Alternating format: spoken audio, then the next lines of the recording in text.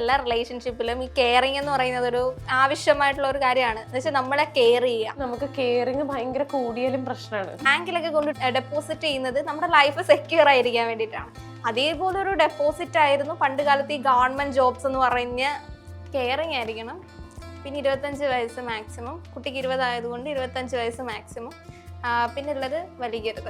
ശരിക്കും അത് കണ്ട സമയത്ത് പണ്ടത്തെ ആ ഒരു സിസ്റ്റത്തിൽ നിന്ന് ഒരുപാട് അപ്ഗ്രേഡ് ആയതായിട്ട് തോന്നി.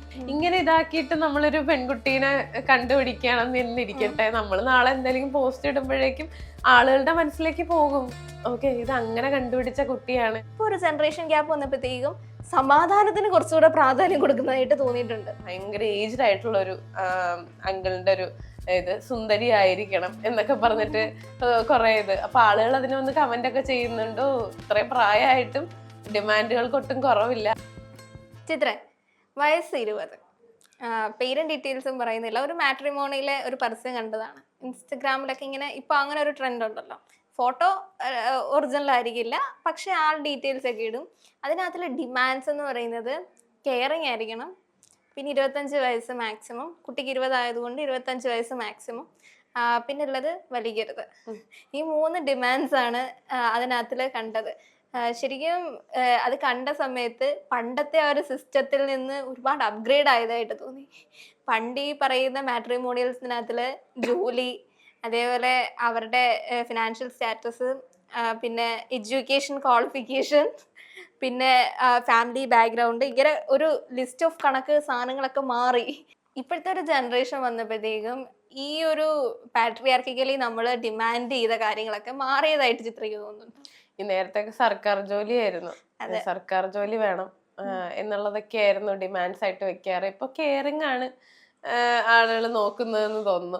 ഇത് ഫേക്ക് ആണോ ഇല്ലയെന്ന് അറിയില്ല, കാരണം സ്വന്തം പടം വെക്കാത്തത് കൊണ്ട് ഇങ്ങനെ നമുക്ക് ഫേക്ക് ആണോ എന്നുള്ളതും പറയാൻ പറ്റില്ല. കാരണം ഇൻസ്റ്റാഗ്രാം പേജസ് ഇപ്പോൾ അങ്ങനെ ഒരു ട്രോളിനൊക്കെ വേണ്ടിയിട്ട് അവരിങ്ങനെ കമന്റ്സും കാര്യങ്ങളൊക്കെ വരാനും റീച്ച് കൂട്ടാനും ഒക്കെ ഇങ്ങനത്തെ കുറെ കാര്യങ്ങളൊക്കെ ചെയ്യാറുണ്ട്. ശരിക്കുള്ളതാണോ എന്ന് കൂടി അറിയത്തില്ല.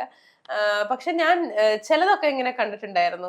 അതായത് ഡിവോഴ്സ്ഡ് ആയിട്ടുള്ള ആളുകൾക്ക് പറ്റുന്നൊരു മാട്രിമോണി പോലത്തെ ഒരു സാധനത്തിനകത്ത് ഒരു ഭയങ്കര ഏജ്ഡ് ആയിട്ടുള്ള ഒരു അങ്കിളിന്റെ ഒരു ഇത് സുന്ദരി ആയിരിക്കണം എന്നൊക്കെ പറഞ്ഞിട്ട് കുറെ ഇത്. അപ്പൊ ആളുകൾ അതിനെ വന്ന് കമന്റ് ഒക്കെ ചെയ്യുന്നുണ്ടോ, ഇത്രയും പ്രായമായിട്ടും ഡിമാൻഡുകൾക്ക് ഒട്ടും കുറവില്ല എന്നൊക്കെ പറഞ്ഞിട്ട് അവരുടെ ആഗ്രഹങ്ങളും കാര്യങ്ങളും ഒക്കെയാണ് ഷെയർ ചെയ്യുന്നതെന്നുണ്ടെങ്കിലും ഇതൊക്കെ കാണുമ്പോഴേക്കും ചിരിയാ വരുന്നത്. കാരണം എന്താണെന്ന് വെച്ചാൽ കെയറിങ് ആയിരിക്കണം, പിന്നെ വലിക്കാൻ പാടില്ല, കുടിച്ചാലൊന്നും കുഴപ്പമില്ല. പക്ഷെ എന്താ പറയാ, അതങ്ങനെ കമന്റ് വരാനായിട്ടാണ് ഇവരിങ്ങനെ ഇടുന്നതെന്ന് അറിയില്ല.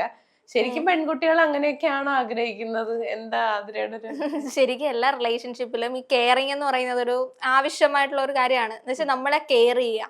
ഈ ഐ ഡോണ്ട് കെയർ എന്ന് പറയുന്ന ഒരു സംവിധാനത്തിലേക്ക് ഒരു റിലേഷൻ പോയി കഴിഞ്ഞാൽ വർക്കൗട്ട് ആവുമെന്ന് സംശയമാണ്. മിക്ക റിലേഷൻഷിപ്പിന്റെയും ഒരു അടിസ്ഥാനം എന്ന് പറയുന്നത് കെയറിങ് ആണ്. പണ്ട് കാലത്ത് നമ്മളത് ഡിമാൻഡ് ചെയ്യില്ലായിരുന്നു. പണ്ട് കാലത്ത് എന്ന് വെച്ചാൽ പ്രധാനമായിട്ട് നമ്മൾ ഈ ബാങ്കിലൊക്കെ കൊണ്ട് ഡെപ്പോസിറ്റ് ചെയ്യുന്നത് നമ്മുടെ ലൈഫ് സെക്യൂർ ആയിരിക്കാൻ വേണ്ടിയിട്ടാണ്. അതേപോലെ ഒരു ഡെപ്പോസിറ്റ് ആയിരുന്നു പണ്ട് കാലത്ത് ഈ ഗവൺമെന്റ് ജോബ്സ് എന്ന് പറഞ്ഞ് ഉദ്ദേശിക്കുന്നത്. കാരണം ആജീവനാന്തം നമുക്ക് പേയ്മെന്റ് മാസം പേയ്മെന്റ് കിട്ടും. ഇനിയിപ്പോൾ അവര് സർവീസിലിരുന്ന് മരിക്കുകയാണെങ്കിൽ ഈ എക്സ് സർവീസ് അല്ലെങ്കിൽ സോൾജേഴ്സിനെയൊക്കെ കല്യാണം കഴിക്കുന്നതിനൊക്കെ ചിലത് ഞാൻ അങ്ങനെ കേട്ടിട്ടുണ്ട്. പക്ഷെ അവരങ്ങനെ മരിച്ചു പോകണം അങ്ങനെയല്ല. എന്നാലും മേ ബി ഇങ്ങനത്തെ ജോലികളിലൊക്കെ ആണെങ്കിൽ ഇവരുടെ ലൈഫ് ഓക്കെ ആയിരിക്കും. മരിച്ചു കഴിഞ്ഞാൽ ആ ജോലിയിലേക്ക് ഇവർക്ക് പ്രവേശിക്കാം, അല്ലെങ്കിൽ ഇവരുടെ മക്കളുടെ ലൈഫ് ഓക്കെ ആണ്. പെൻഷൻ, ഇങ്ങനെ ഒരു ലൈഫ് ഇൻഷുറൻസ് ഒക്കെ എടുക്കുന്ന പോലെയായിരുന്നു കല്യാണം കഴിക്കുന്നതെന്ന് പറയുന്നത്. അങ്ങനെ റിസ്കി ഫാക്ടറായിട്ട് അവർക്ക് ഈ ഫിനാൻഷ്യൽ അല്ലെങ്കിൽ ലൈഫ് സ്റ്റെബിലിറ്റി റിസ്ക് എടുക്കാൻ താല്പര്യം ഉണ്ടായിരുന്നില്ല. പക്ഷെ ഇപ്പോൾ ഒരു ജനറേഷൻ ഗ്യാപ്പ് വന്നപ്പോഴത്തേക്കും സമാധാനത്തിന് കുറച്ചുകൂടെ പ്രാധാന്യം കൊടുക്കുന്നതായിട്ട് തോന്നിയിട്ടുണ്ട്.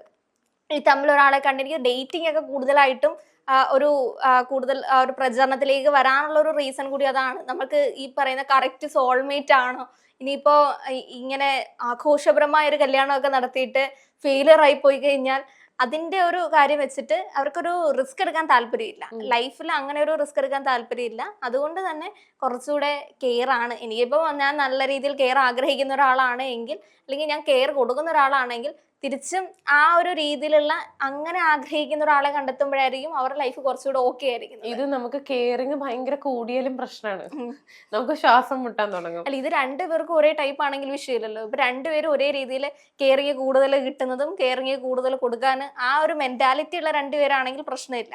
പറയാൻ പറ്റില്ല. കാരണം എന്താന്ന് വെച്ചാൽ ചില ആളുകൾക്ക് കെയറിങ് കിട്ടാനായിട്ട് ഭയങ്കര ആഗ്രഹം ഉണ്ടാവും. അതൊരു മിതമായിട്ടുള്ള അളവിൽ മാത്രമേ എല്ലാവർക്കും ഇഷ്ടമുള്ളൂ. ഓവർ കെയറിങ് അല്ലെങ്കിൽ അത് ചെയ്യണം ഇത് ചെയ്യണം എല്ലാം നമ്മൾ ഇങ്ങനെ തന്നെ ചെയ്ത് കൊടുത്ത് ആദ്യം ഒരു 2-3 വർഷമൊക്കെ ചിലപ്പോ മേ ബി ഓക്കെ ആയിരിക്കും.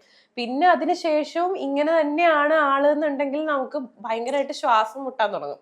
അങ്ങനത്തെ കുറെ ഭയങ്കരമായിട്ടുള്ള കെയറിങ് ഏട്ടായികളൊക്കെ നമ്മൾ കണ്ടിട്ടില്ലേ.